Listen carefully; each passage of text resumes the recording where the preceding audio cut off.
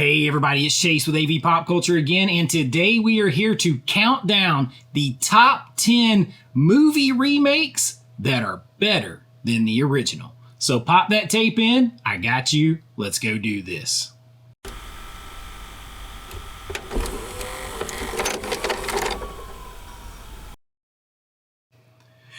Alright, so movies, remakes that are better than the original. This is going to be a hot button topic, but I think I got 10 that most of you won't argue with. There's probably a couple.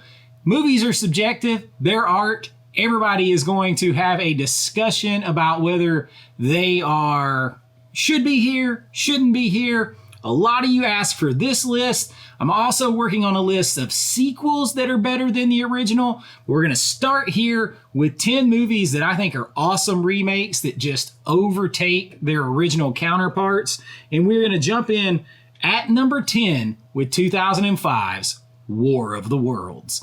Yes, this movie, a Spielberg film. I'm admittedly a huge Spielberg fan. Now, I'm a big sci-fi fan. I love the original War of the Worlds.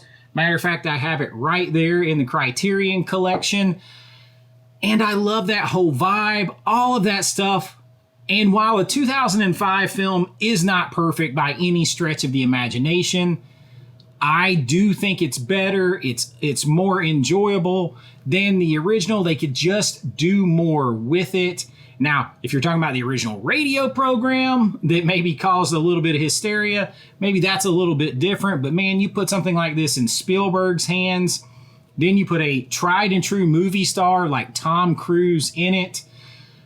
I just got to go with 2005. The remake of War of the Worlds, I think it tops the original, comes in at number 10 on this list.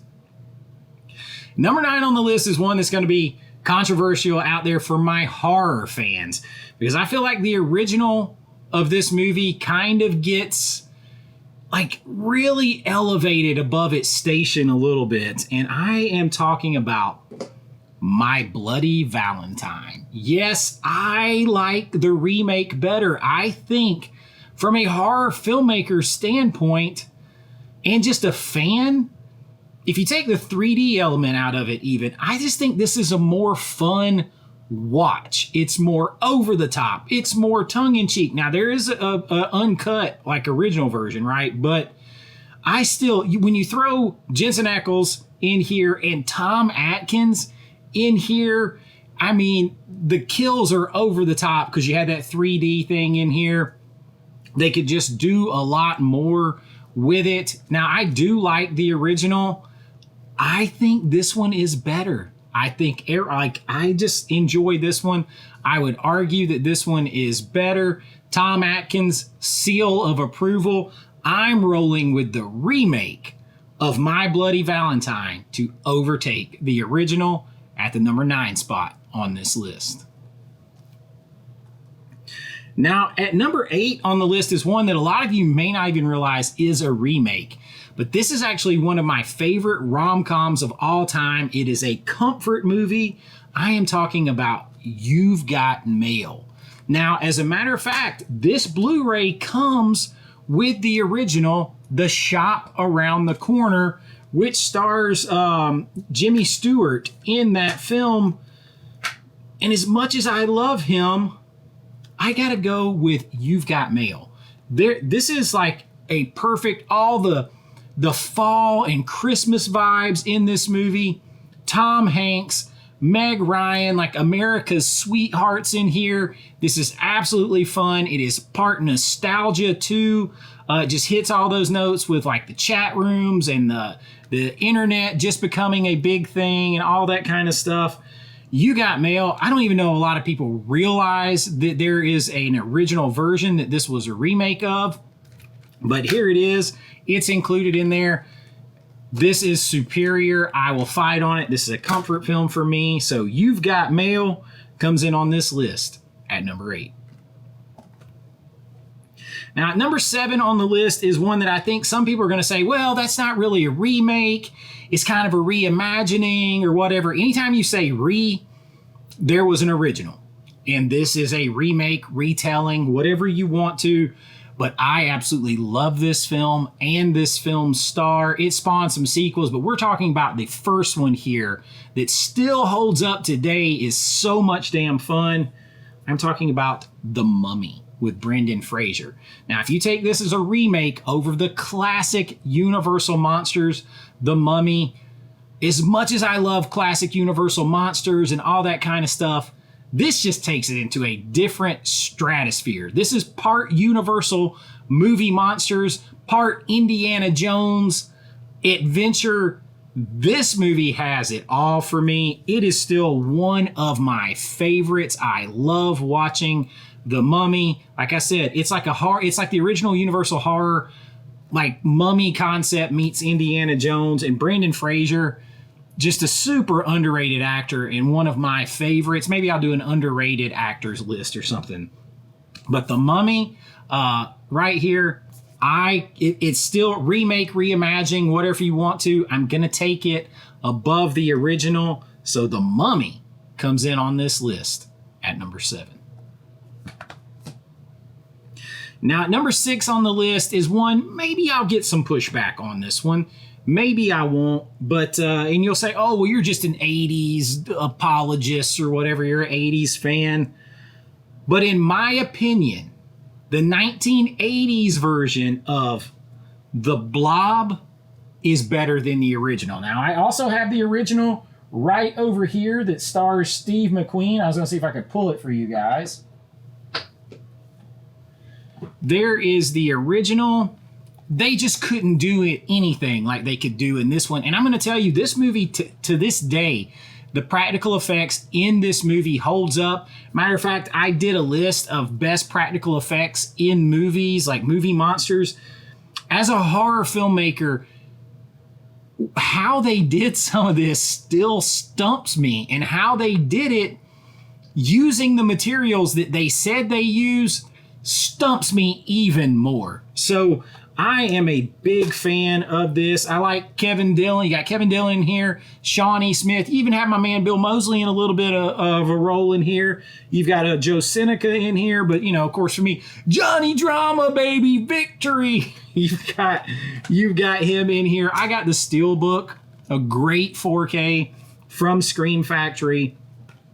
A high recommend is The Blob, and as much as I love having this one, if I'm going to have to pick one, it's just like with War of the Worlds over here.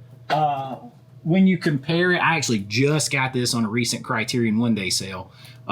When you're going to compare it, I just don't think they hold up, and I just think it's going to be more fun to watch the Spielberg War of the Worlds, and I think you're going to just get a better turn with The Blob right here from the 1980s. I know I'm seeming like I'm hard selling it, but you've got the entity that crash lands, becomes that huge jello mold that is consuming the town. There are some great practical effects, gruesome kills in here, some cool stuff coming up out of the sink. I love the whole movie theater scene in this.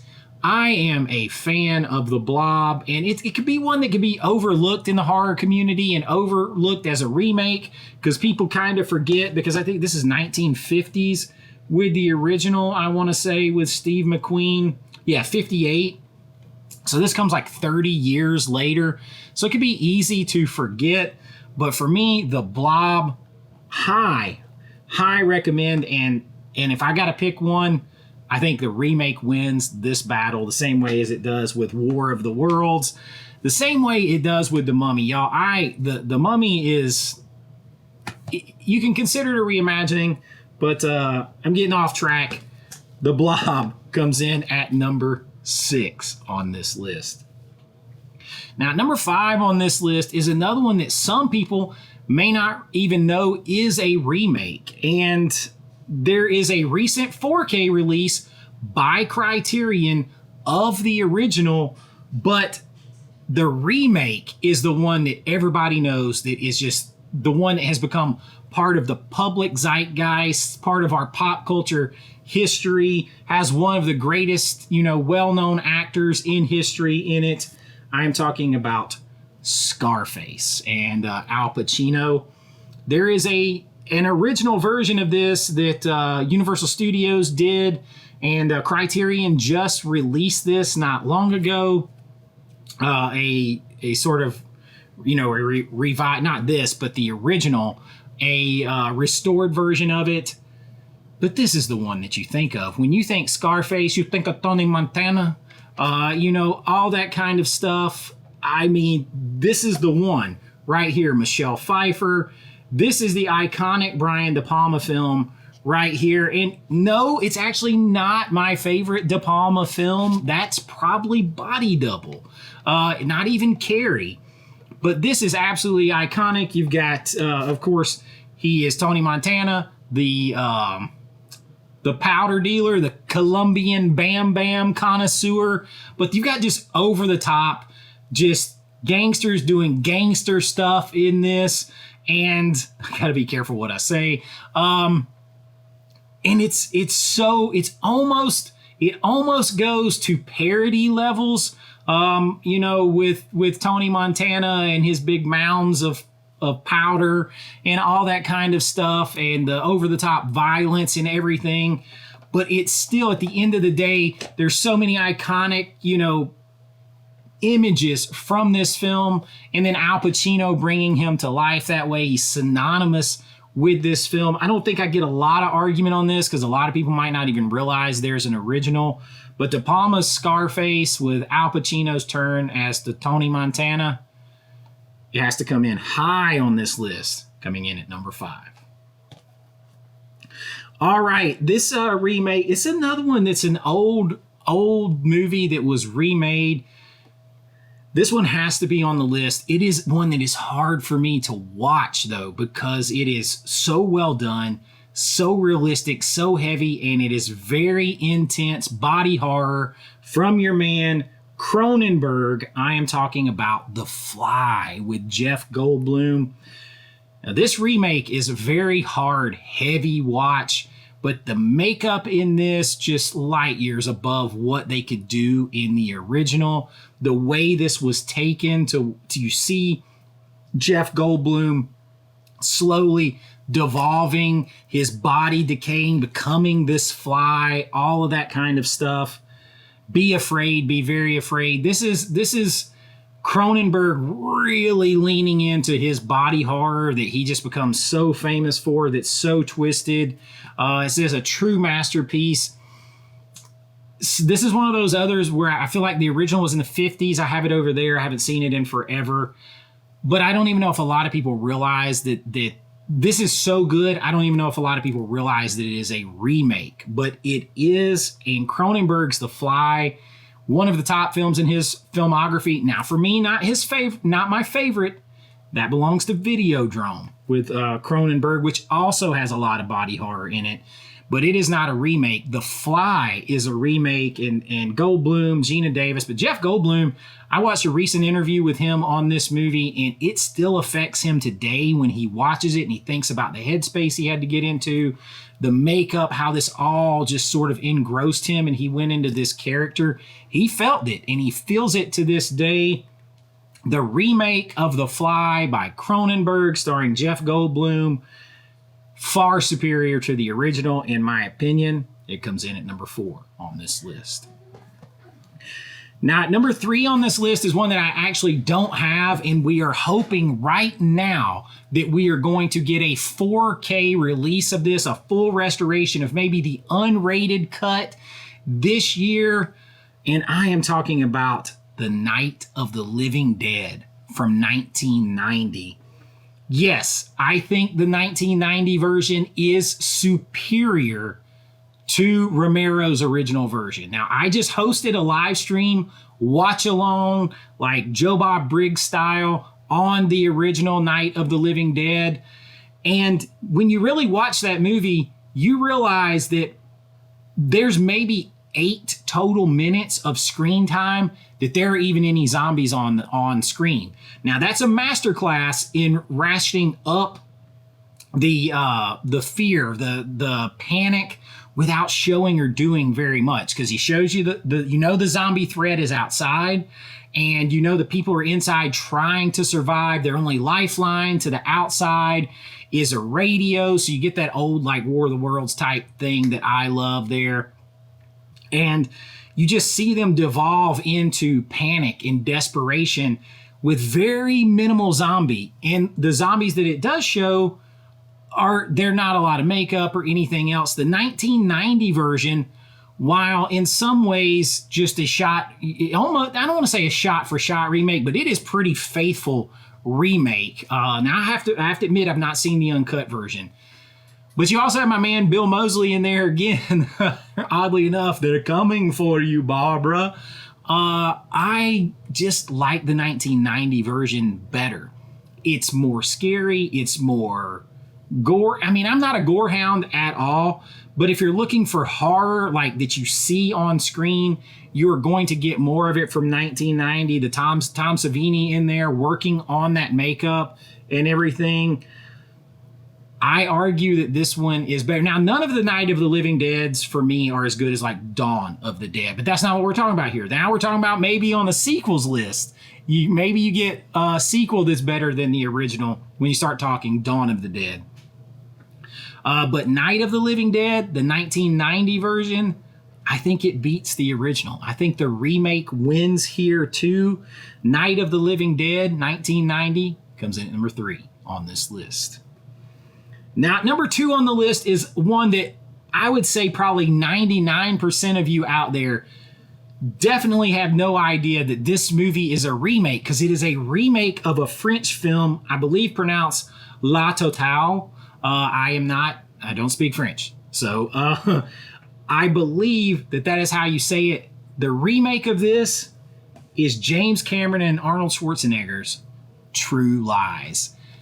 Unquestioned, hands down. And I forget who it was that said, hey, that told Cameron we need to do this movie, or told Schwarzenegger. I've heard the story, and then they saw it and they're like, yeah, it could be good if it's updated. And I think this is up towards the top for me with Cameron movies. I'd really have to think. I mean, you have Terminator 2, you have Aliens, and you have True Lies. I feel like are close to the top of the pantheon. Titanic is not up there that high for me. None of the newest stuff he's done, no Avatar, anything like that. True Lies, to be fair, it's a remake of a movie that not a lot of Americans saw, and then you get Arnold Schwarzenegger and James Cameron back together again. This is one of the most fun action movies going, and I just absolutely love I never get tired of watching True Lies. I don't even think this is really a question. It's not even really technically a fair fight. Of course, you have Arnold Schwarzenegger in this, who's playing like a CIA agent. He's lying to his family. He's got a wife. He's got a daughter played by Elijah Dushku, who I think quit acting, but she's also known as Faith, the Vampire Slayer, in the Buffy the Vampire Slayer show, and she's also in like Bring It On and The New Guy and stuff like that. But I think this was one of her early roles because she's young. You got Tom Arnold in here as his sidekick, and of course, you're not going to get James Cameron and Arnold Schwarzenegger together without getting Bill Paxton in on the fun, playing the schmarmy used car salesman who's trying to lie to hook up with Jamie Lee Curtis, who is a disillusioned, bored housewife who thinks her husband is a nothing, really a nothing. And then they get, all this, and they got to stop a nuclear attack, all that kind of stuff. It gets batshit crazy, over the top, fun. He's on a horse, all kinds of stuff. Arnold being Arnold, James Cameron doing old school James Cameron things in this movie. Of course, the dance scene by Jamie Lee Curtis is a standout and absolutely hilarious too. I never get tired of True Lies. I don't think I feel like the original brought a squirt gun to a Gatling gun fight or something. It's just, this one is a no doubter. True Lies, the remake, wins, comes in at number 2 on this list. And that just leaves number 1. And can you see how I'm dressed? Is there a question John Carpenter, my second favorite all-time director, just above James Cameron and just below Steven Spielberg, all those guys represented on this list. I am, of course, talking about the number one remake of all time, though I do like the original, The Thing. Now, this is a remake of The Thing from outer space, and I mean, come on, I'm a huge Kurt Russell fan. I am a huge Carpenter fan. This movie is absolutely incredible. The practical effects are still legendary today. It has the panic value. It has the ticking time bomb value of a film. And it can just do so much more with those effects and the way people get turned into the thing, or the thing infects people, I should say, compared to what they could do with the 50s version, which I also have. My man, awesome subscriber, Steve Rossman, sent me The Thing from Another World, a Warner Archive release, I believe. It's right here somewhere, that I just watched recently. And like I said, I do like that movie. But I mean, you're talking about an all-timer here with The Thing. Of course, they're at the Arctic Research Facility. They let this thing out, basically, and you don't know which one of them is the thing, what is happening. Of course, I love the blood test scene that has been borrowed, ripped off again and again from anything from the faculty and the scat test scene to see which one's an alien, to the recent Sinners where they do the garlic test. I mean, The Thing, even though it flopped, which is crazy to me that it flopped on its way out to the box office, part of that was due to the fact that you had E.T. released before this movie in the same year, and everybody was on the yay alien train, not the evil monster alien train. But there is no doubting the absolute classic nature of The Thing. When it comes to the pantheon of remakes, I feel like people almost don't even want to say that it's a remake. And then you have like a one from like 2011 that's sort of like a prequel. We're not even talking about that. For me, this one, and that's not actually a bad movie if you take it as a prequel. But when you really get into this movie, Kurt Russell literally at the height of his powers. And then you have Keith David. Is it David? I do this every time. And one day I'm going to meet these guys and I'm going to apologize to them, because I got Keith David and David Keith. I think it's Keith David, whom I love. And when we go into that list of underrated actors of all time, man, he is one of my favorites. You got him, Carpenter, again in They Live with Rowdy Roddy Piper. Absolutely love him, man. I absolutely love him. And those two together in this movie is at the top when it comes to remakes. I don't think there's a question. You could try to fight me on it. I'm going to fight back, because I don't know where you go better for a remake. And The Thing, in my opinion, is the number one remake of all time that is better than the original. I'll stand by it. The Thing comes in at number one on this list. And that's what I've got for you on a list of 10 remakes that are better than the original. Let me know what you think of the list. Maybe there's a little bit of controversy in there, but I feel like I'm pretty safe arguing some of these. Now, I'm going to argue them anyway. I'm a filmmaker. I taught film. I love to discuss film and all that kind of stuff. But let me know some others that you think remakes that are better than the original. If I missed some of them, I didn't really want to light the world on fire and say that the Magnificent Seven, both of those are better than Seven Samurai. I didn't want to go there, although I do prefer to watch them out of an enjoyment standpoint. But there's a lot, so let me know in the comments any that you think I should have talked about. Let me know any that you think that I got wrong on here. I'm sure that there's maybe a couple of those, but it is all in good fun. It is nice to be nice. Have fun down there talking about it. And if you enjoyed this, please like and subscribe. It really helps out the channel. We do all kinds of stuff here fun lists, rankings like this, and recommendations lists, 4K movie reviews, physical media news, all that stuff from a fan and filmmaker's perspective.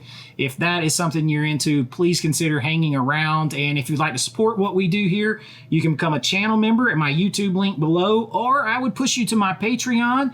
That link is down there too. I can just do more over there. There's no copyright to worry about. There's no censorship to worry about. Uncensored fun videos. But no matter what, no matter where you join, you're going to get your name and lights on every single video, behind the scenes looks at my filmmaking, special members only videos, and so much more. And y'all, I really do appreciate it. But until next time, be kind, rewind like always. This is Chase with AV Pop Culture, and I'll see you real soon. Bye-bye.